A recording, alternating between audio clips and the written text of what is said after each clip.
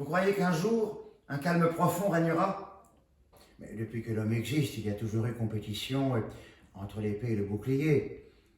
Depuis l'origine du monde, on voit les hommes se battre pour exercer un pouvoir. Comment ils se battent? D'abord à main nue, puis ils apprennent à s'éloigner l'un de l'autre, à s'atteindre autrement que par le contact direct, des pierres, le bâton, la flèche, et on s'éloigne de plus en plus.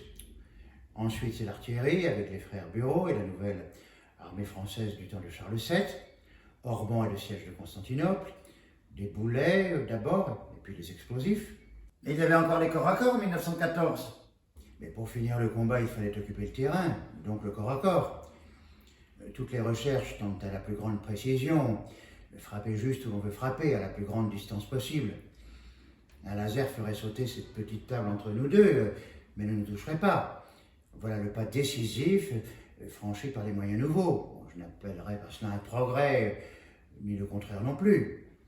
Le seul progrès serait la paix. Mais je pense que la guerre, au stade de cette menace d'anéantissement constante, c'est un facteur d'agrandissement de la planète. Elle est déjà trop petite déjà, la planète. Elle a drôlement rétréci. C'est pourquoi on va déjà chercher ailleurs. Vous savez qu'il y a encore des terres inconnues. Il y a l'Amazonie, et on est en train de la foutre en l'air. Il y en a quelques autres, au Gabon, en Côte d'Ivoire, ailleurs encore. Mais certains endroits des montagnes rocheuses entre le Canada et les États-Unis d'Amérique, pas loin des grandes routes, restent à explorer. Là où on a trouvé le dernier air relativement pur de la planète, un litre d'air pur, au nord du Labrador, dans cette région-là. Et il est dans un musée, je ne sais plus lequel. Je ne comprends pas comment vous pouvez ignorer des choses aussi importantes. L'air au musée, un heureux changement, mais votre air a dû s'abîmer. Ah non, impossible.